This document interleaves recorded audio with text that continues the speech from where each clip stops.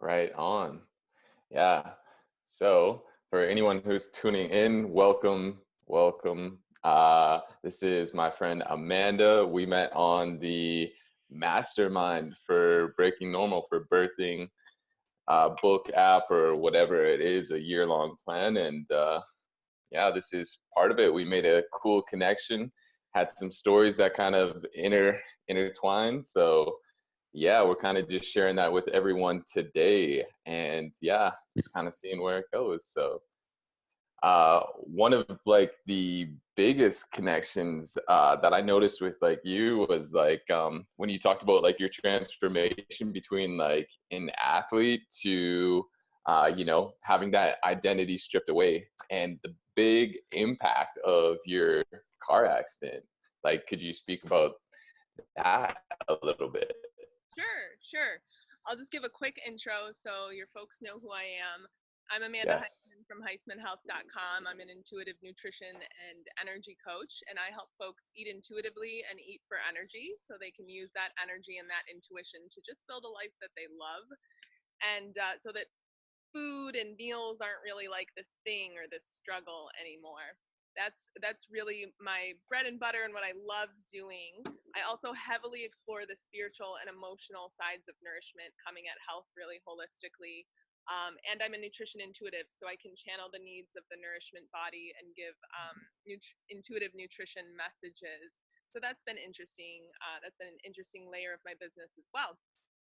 But and I'm happy to be here, and I really resonate with what Tyrone's doing with his vitality and zen and shine and everything else.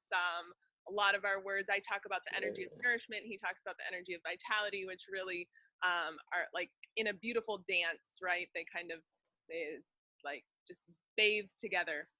So yeah, my story kind of starts with a car accident when I was in corporate America, and I was in IT sales and I was doing well there.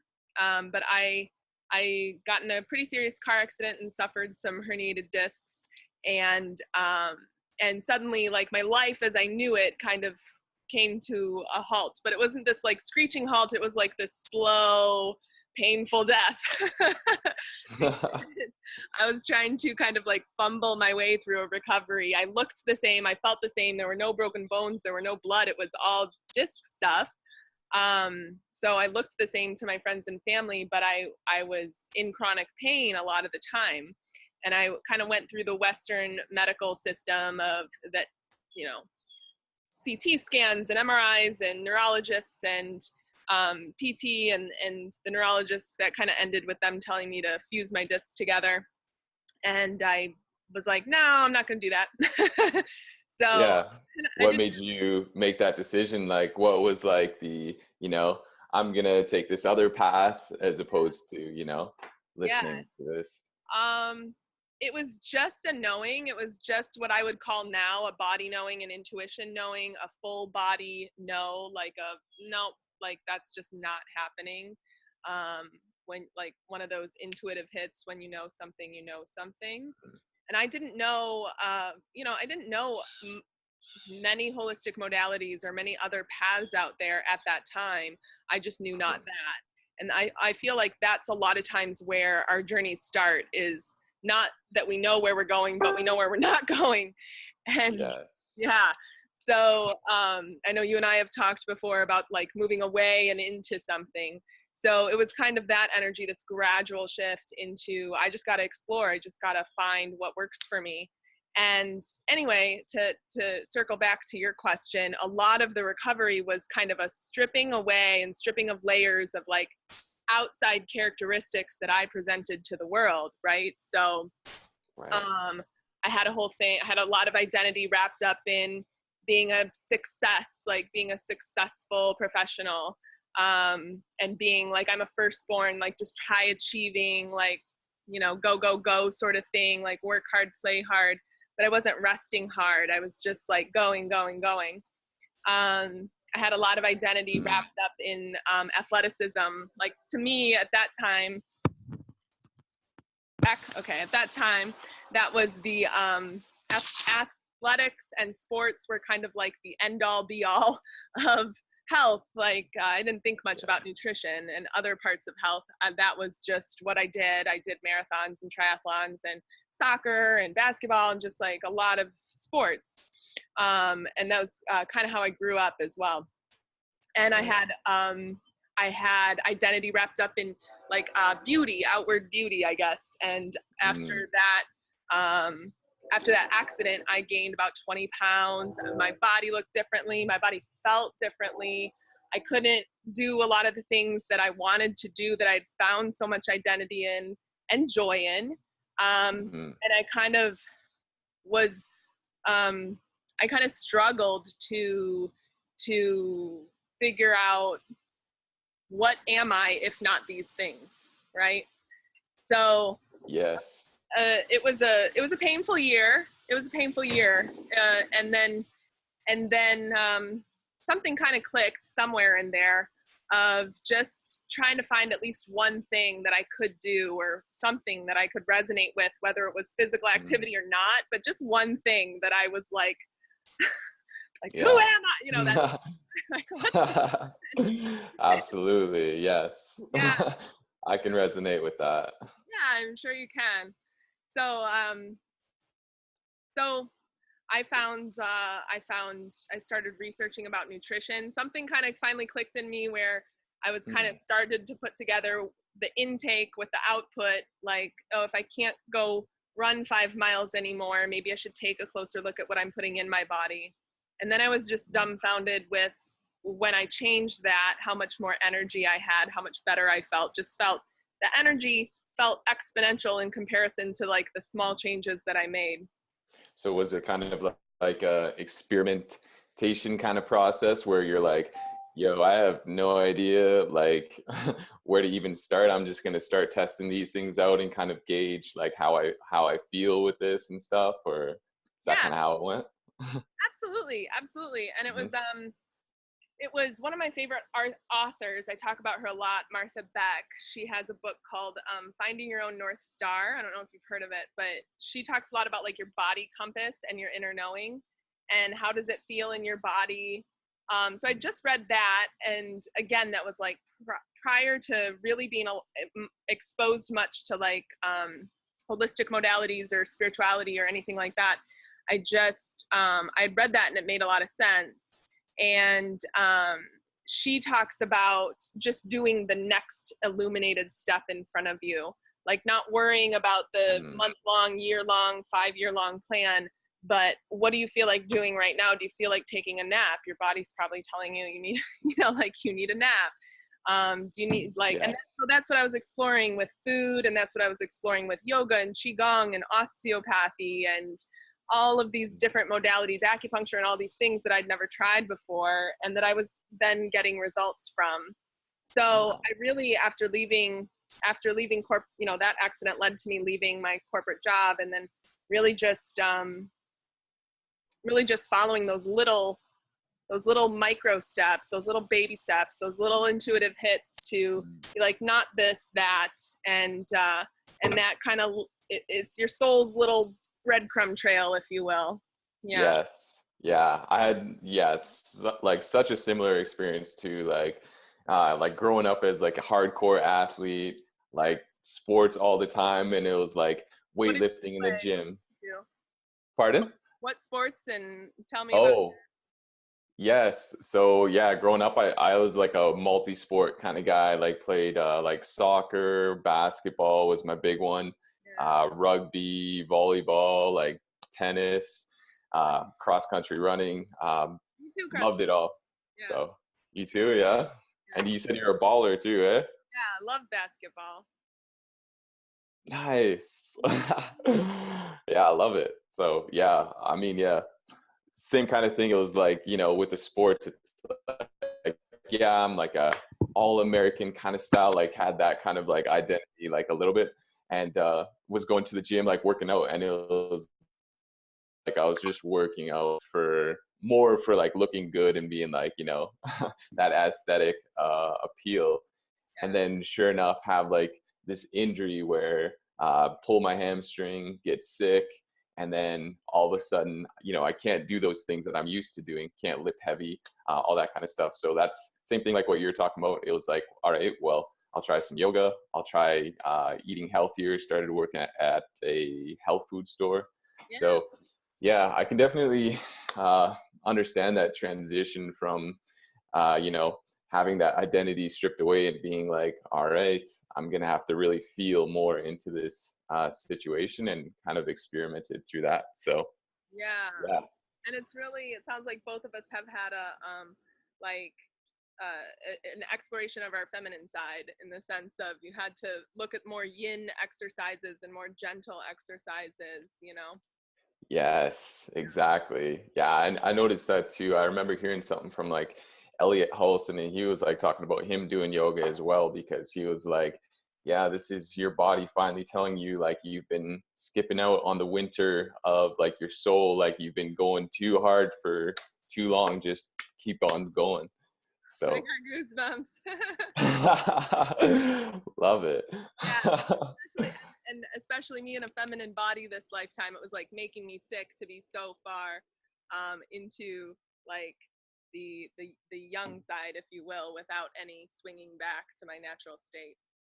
Exactly, right? So for anyone who is watching today, like, because we had a lot of questions about people wondering about like what is like intuitive eating, because like working at a health food store, I have a lot of people like come in and they're like, oh yeah, I'm on the keto diet, or they're like, oh, raw diet's like the way to go, or like even I remember Atkins diet like back in the day, right? And then everyone was just like, you have to do this diet to feel good. So like how, like, for someone who's just learning about diets, like what would kind of transition them to getting more in tune with their body and understanding exactly what like intuitive nutrition is?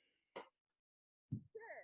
So I don't necessarily poo-poo all these different diets. What I do poo-poo is or dietary theories, I guess I would call them.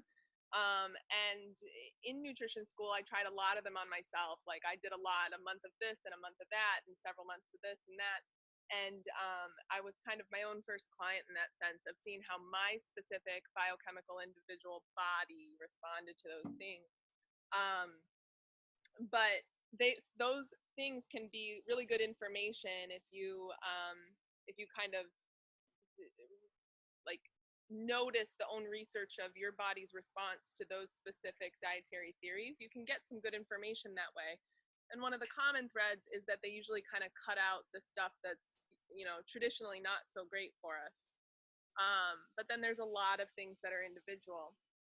And the thing that I move away from is the dogma underneath them, right? So let me know if my connection is glittering. But the thing Yeah, that it was cutting out a little bit, but okay, the thing that I want to move away you're from good now. with those, okay, the thing I want to move away from with each of those is like the diet dogma, the restriction mentality, the diet mentality, and the really almost obsessive, what we call orthorexia. This has a name now, as a eating disorder, as an actual compulsive disorder, of being obsessed, like kind of being obsessed with healthy eating to the point of being afraid, having a deep-seated fear of eating anything. So I help folks move away from the dogma behind each of those, and the bad and the good attached, like stigma attached to a lot of that. So I'm not really like, I always tell people, if what you want is a meal plan, don't come to me. I help like kind of get underneath the beliefs and help you explore what works in your own individual body.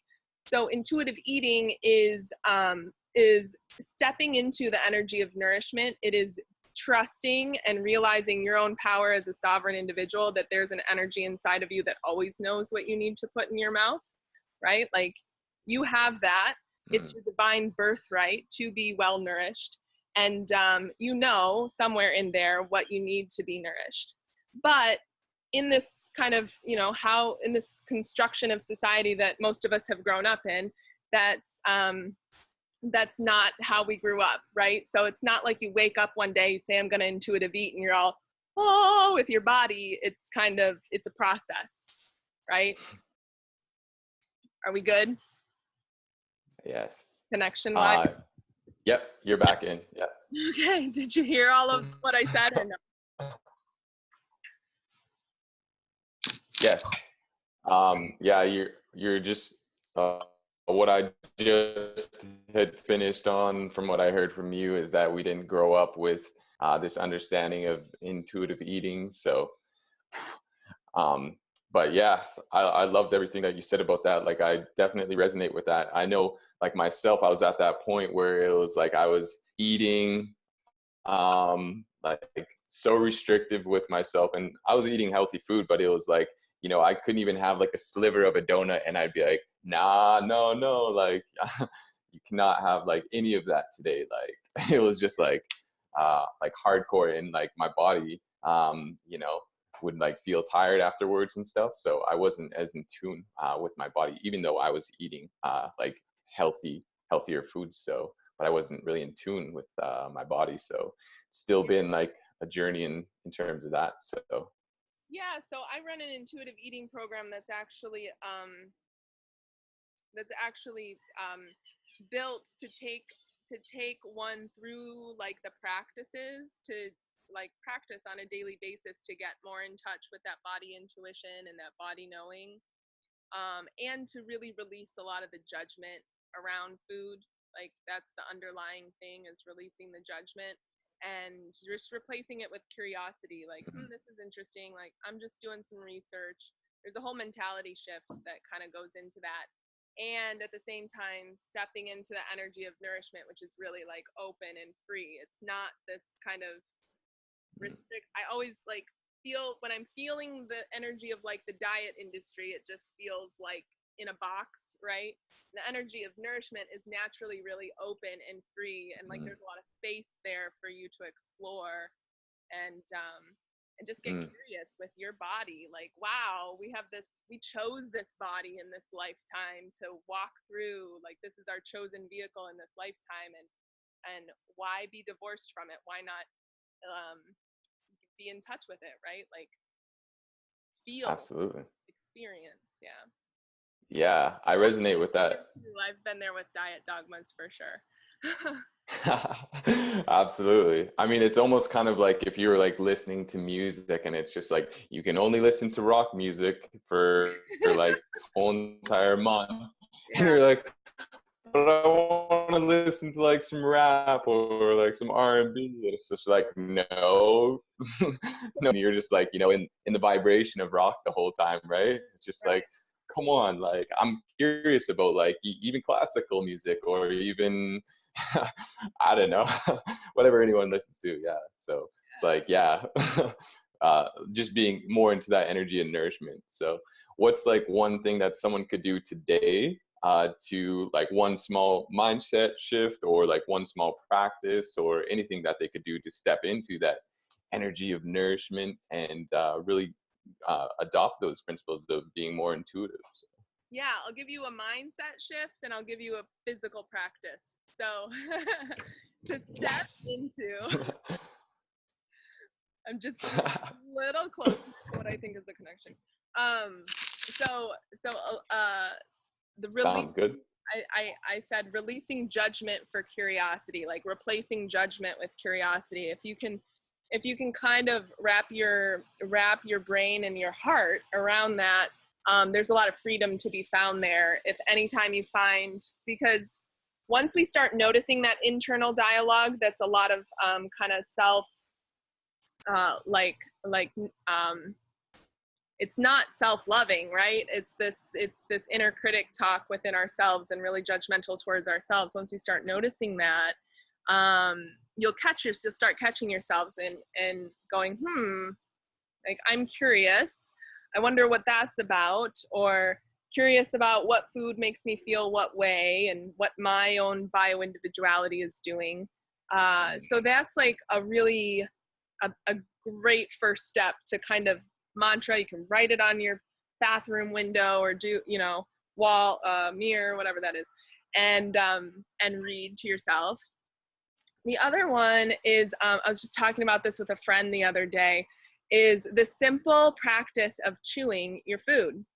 So there's a lot of, I talk about like making the meals sacred again and eating at the table and not doing anything else while we eat, getting out from behind the computer screen, getting out from behind the phones and the whatever driver's wheel, wherever we eat. and, and chewing is one of these things that is, we've all heard like digestion starts in the mouth, right? Especially for carbohydrates. And so there's lots of digestive enzymes in your saliva. But the act of chewing really becomes almost like this mindful meditation and appreciation of what's going on and how you are nourishing yourself and how you are feeding yourself. When I started noticing this, I was like, I'm pretty much taking like 3 bites and then swallowing my food, or I'm taking 5 bites and gulping stuff down. Like, this is literally like the definition of inhaling your food. When I started noticing it and making my stomach do all the work, Yeah. And so when I started to notice this, there's research that says 30 is the magic number. So that can be tough to do for an entire meal. But what I usually suggest is people just pick 1 bite in 1 meal and do 30 chews and notice how that feels. Notice the texture of the food change in your mouth. Notice what's going on. You might think that's going to be a tiring exercise, but what I find is it really relaxes my jaw, which is actually one of like my problem areas, my neck and my jaw, but it like really relaxes me. And you taste the food differently. Like I said, the whole texture changes. You're nearly pureeing it with your mandible. And so 1 bite, 30 chews. And then if you can just get those other bites up to like 12 or 15, like a little bit more to where you feel that first texture change, that's going to have a really strong impact on your digestion and how you feel overall, because digestion is one of those things that takes a lot of energy from, other parts of our lives. Yes. Yeah, that's incredible. You touched on so many amazing things there, like, like mindfulness, like with eating and I noticed, growing up, it was almost like a ritual for, our family to go and watch TV and have a meal. Like if you're going to eat your meal, it was like, nowadays it's almost like Netflix. Sometimes it's like, all right, gotta like line up like your show quick and then get the meal. But it's like, I noticed making that transition as well of just being more mindful with each meal. And it's like, wow, like taste has gone up, like just like my gratitude for the food. It's Yeah. incredible. So I think it's incredible as well. And it's something that, especially whether we're a family of 6 or a family of 1, I think it's still important, like as a single person, to like sit down with my meal and like have that time with myself. So I cherish that time. absolutely. Yeah. And yeah, even what you're saying about digestion as well. I remember being in elementary school as a kid, and we would do an experiment to learn more about digestion. So we had like those soda crackers, and we just like let the soda crackers sit in like your mouth for like, I don't know, like 30 seconds or a minute, and it was just like super mushy. And we're like, yes, like you have enzymes in your mouth, just so you know, little kids. So I think that sounds vaguely familiar. I think I might have done that in elementary school too. yeah. Right. So yeah, thank you for sharing that though. Like that's a huge insight. And like, yes, I love what you've said before as well about like taking like baby steps. Like it doesn't have to be a huge shift with like any of this stuff of making that transition into more nourishment. It's more like the baby steps. Like you can just do one small thing, moment to moment, day to day, and make those small changes. So. And the recognition of that is really important as well. And for a lot of us who are just like going full speed all the time, sometimes we don't stop and look how far we've come. And when you kind of like stop and think, whoa, 8 weeks ago I was here and now I'm way over here, and it was just a bunch of baby steps. That's all it was, you know? So like I'm a big fan of not just taking the baby steps, but celebrating each of them, like not waiting to whatever we think is the big thing, whatever we've like deemed the big step, but celebrating each of those baby steps in whatever way celebration means for us, like happy dance, whatever it is, you know. Yes. I've seen your happy dance and they're amazing. Amazing celebrations. So You'll have to come dance with me one of these days. hey, I'm cool with that. This might be totally off subject, but I was really wondering about, like, you had shared that your dad is from Trinidad, and I was wondering about, like, is there a lot of traditional music and dance in that culture that's important for you?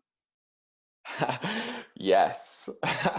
Lots that have like allowed me to open up and let loose like as a kid. So like with like the soca and calypso, like I mean, there's so many songs where it's just like wind your hips, wind your hips, all this different kind of stuff. And I'm just like, all right, like getting hardcore into it. So it really just like loosens you up, and it's just like such a celebratory kind of like music that you tap into. Like even during Christmas time, there's forget what it's called, but it's just like it's called parang and stuff like that. And it's kind of similar to like carols in North America. It's just amped up Caribbean style. So it's pretty Cool. cool. You're gonna have to Yeah. send me some of that music. Oh, definitely. Yeah. It gets you pretty like amped up because like, I mean, they have like Carnival, which is like one of like the biggest like festivals next to like the Brazil one, I guess, where like everyone's dancing in the streets and it's just a huge celebration. Like you even have like tourists coming in and like dancing with like everyone, and it's just like, whoo, big celebration. So That reminds yeah. me, there's like festivals like that in the Florida Keys, and like a lot of Caribbean cultures come together there, and it's just like it's so fun. It's so fun. Right. Yeah. Exactly. So yeah, love to do that. And all kinds of music though, like um yeah, like speaking on the subject of like music, and because like a lot of people did actually ask about like self-expression and how that relates to like nourishment as well, because like dancing is quite nourishing. Like I Yeah. mean, people go to clubs, people go wherever to dance, right? So Yeah. like what are some ways that you step into that nourishment even more through dance and through music? Yeah. So it's funny, you were talking about donuts, and I was like, well, there's occasions where like a donut or a glass of wine can be a really nourishing experience. You know, if there's like something around childhood or culture or whatever, it's just needed in that moment. Or, you know, like if I'm out with my friends or whatever. And same thing, so dance, but you're talking about dance, and you talk about embodiment a lot, right? I sometimes help a lot of like light workers and energy workers and people who are kind of up up a lot, right? They're I've really been out there too, yeah. up there, and me too, yeah. But it's almost like a willingness to be in the upper chakras and not the lower. But it's all part. So it's like important to whatever your spiritual and emotional journey is to ground it into the physical body, and help your body kind of catch up. The body's kind of always the last thing to upgrade when we're ascending and learning and growing and upgrading. So to embody these things. And so how do we do that? Like, what better way to do that than through dance? And I actually have over in the harmonics experiment, which was a summit that we are just finishing up, and we're kind of afterglowing in right now.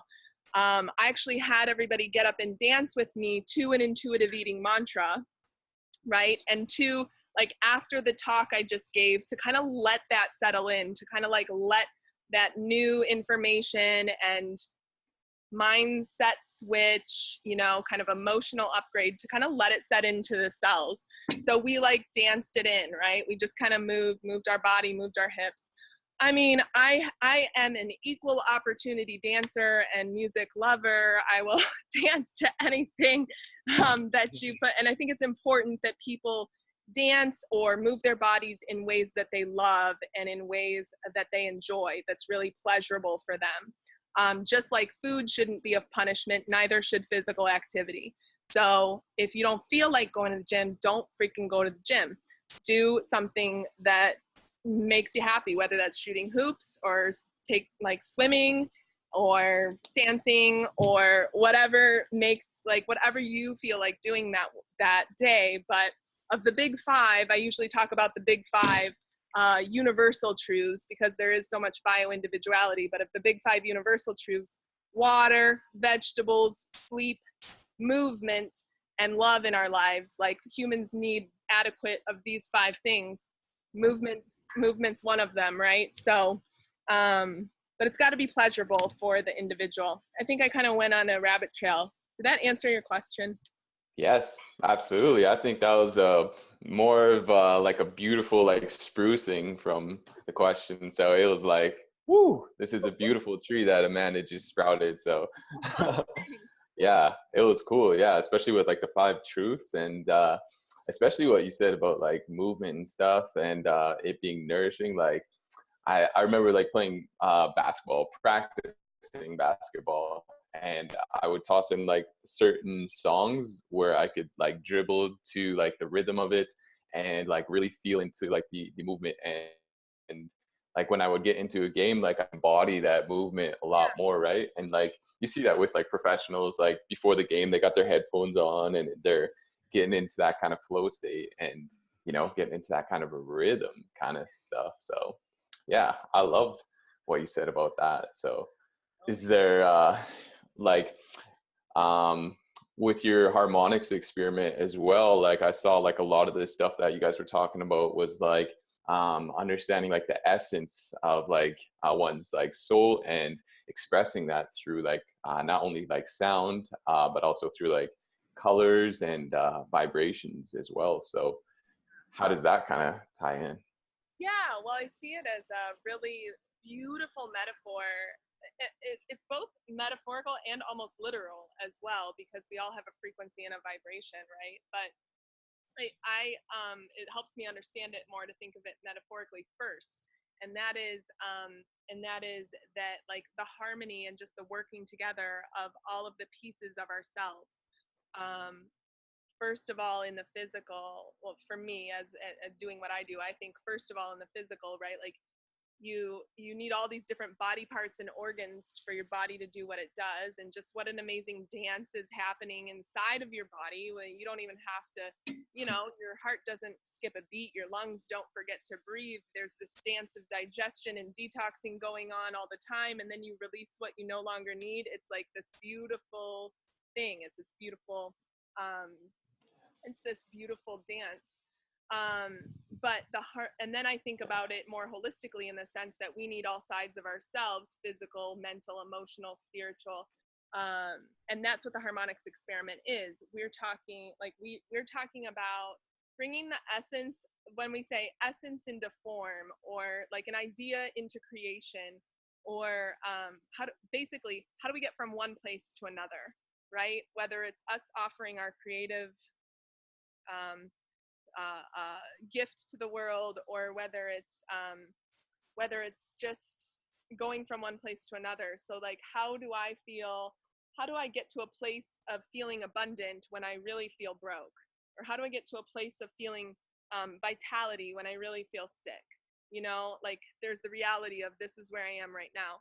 So how do I get to that place? And so we just explored that on all levels in a big circle with 5 or 6 different speakers, and I was one of them, about how to do that, and how to come about how to take those, we just talked about it, right? Like take those baby steps into actual form, into bringing it into creation, and not just sitting kind of in the idea state here. I mean, this is what we're doing in the mastermind, right? Exactly.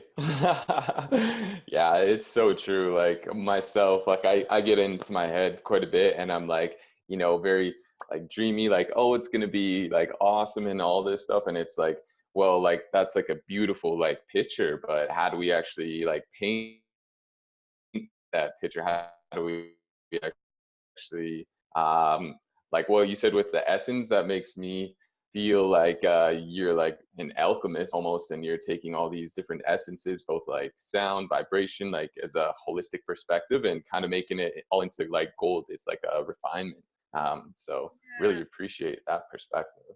Thanks, Tyrone. Yeah, alchemist and like a gardener too. Like the two, like you're, Mm. it's this really nice dance of you got to take the creative, like you got to take the inspired action, but also like have that open hand of surrender as well. Like you can't be holding on to it too tight. Just like you got to water the plants, but they know how to grow, and you have that energy inside of you that knows how to bring forth. Like it's coming no matter what, you know. So just Yes. supporting it and nourishing it is going to help it. Wow. Yes. That got my heart pumping. Like I'm totally feeling that, especially like just when you talked about that core essence of that energy that we have to grow. And that's like inherent in all of us, like that desire to grow. Like you see it with like plants where they're growing towards like the sun. Like Yes. we have this within us. So I love that. So, and especially with plants too, Yeah. like we're so individual as well. Like what you're talking about before, where we all have this, can't remember the exact word you said, like bio, different individuality, right? So, um, yeah. How does one tap into that? Or do you have something No, that you're you're just about to like, say? I'm just riffing off of what you said. And it's funny with the plant. I'm like doing this because there's plants right here. These purple, they're pretty. Oh, let's see. Nice. I know how Wow. these are. And then there's a dog. We were talking about basketball. There's a dog.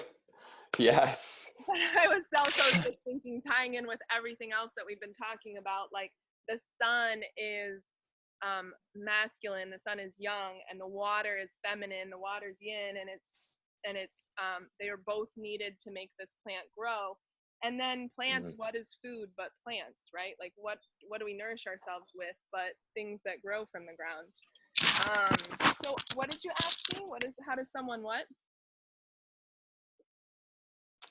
Yeah, understand more or have greater awareness of like those bio individuality kind of aspects, like we were talking about before. Like, you know, you could have someone like myself, who before was like very like masculine, and I'm like, I have to crush this goal, I have to do this, I have to do this. And it like, you know, eventually felt that pull of like the feminine that's more like, no, you got to do some yoga, you got to do some more restorative practices kind of thing. So how does someone gain greater awareness of that, so then they can kind of, you know, when those aspects come up, when it's like, whoa, you need to balance this out a little bit better, or is there even a balance aspect to it? Is it all just meant to be? Is it all just part of the dance? Or I I don't know. mean, I mean, you know, and they know as well as I know. But I would say, um, I would say you learn by doing. Like we don't gain much when we're just going over the same circular merry-go-round of thought in our head. When we actually do and try different things, then you get data, you get some information. So that's when I was talking about the noticing what happens when you have different sorts of food, like noticing how you feel, noticing how if you do all weightlifting and all uh, I don't know, bodybuilding and cardio and basketball, how you feel versus if you do some qigong and some yoga, how you feel. It's just bringing awareness to what you're already doing, and then kind of using that as some data and some research to say, hey, like I mean, this is how I found that my body didn't respond real well to dairy.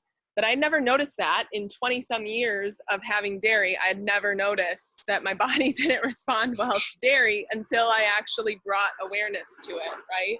I just thought it was normal to have like severe PMS symptoms and acne and headaches at night and stuff like that. I just thought that everybody kind of dealt with. But when it's kind of this thing of when you start to notice trends, you'll start to notice trends, even just like 3 weeks of keeping track of this sort of stuff.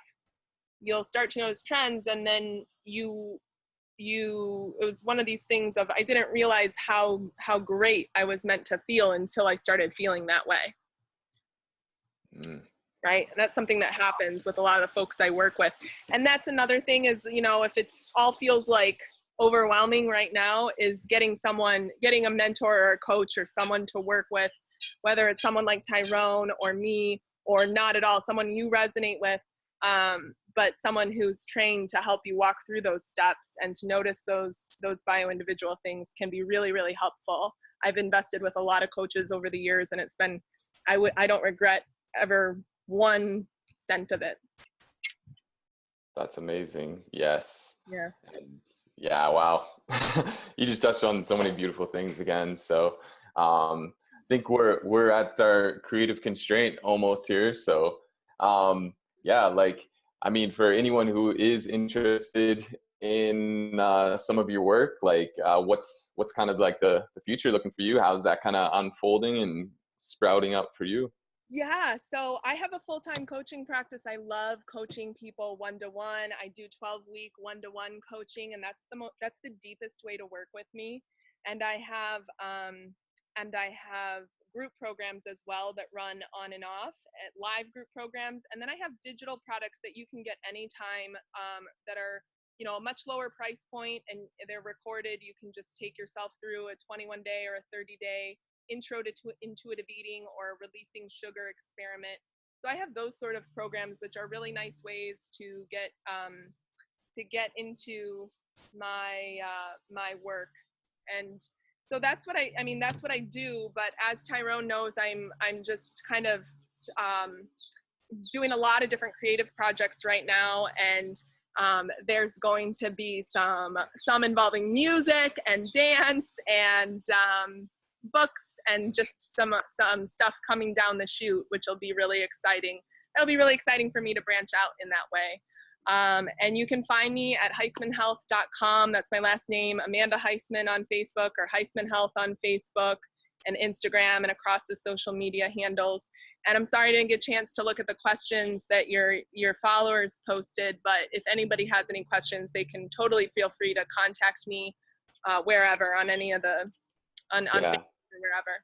I'll toss in all your links and wherever I post this, probably down below, people. You can check out her links.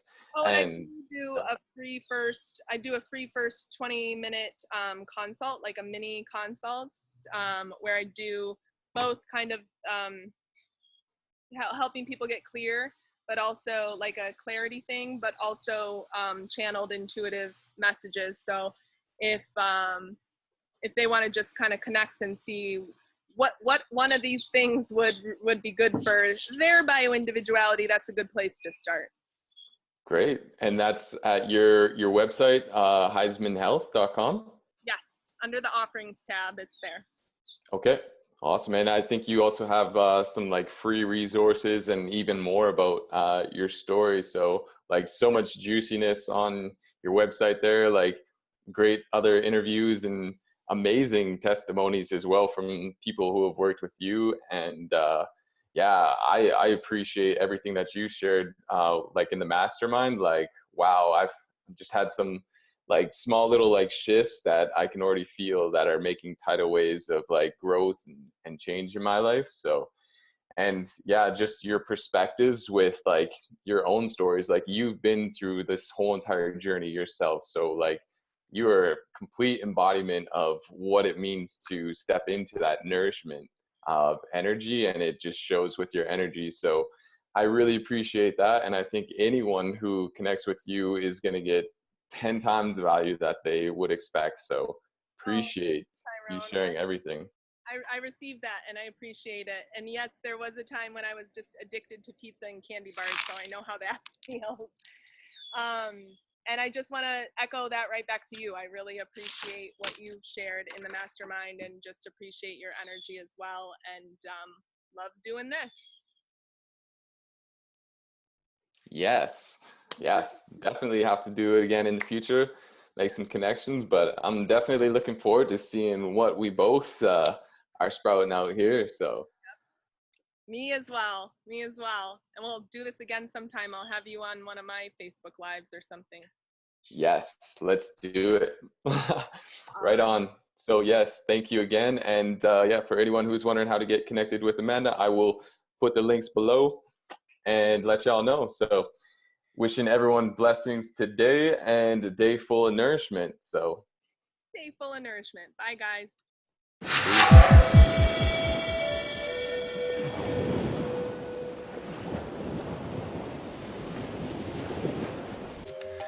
much love, everyone. Continue watching the rest of this revitalizing conversation for free by clicking on the link below. Visit our website, learn from vitality superstars, and connect with a tribe of people who are rising up to grow and live life to the fullest. It's your time to shine. Just click on the link below, and I'll see you on the bright side.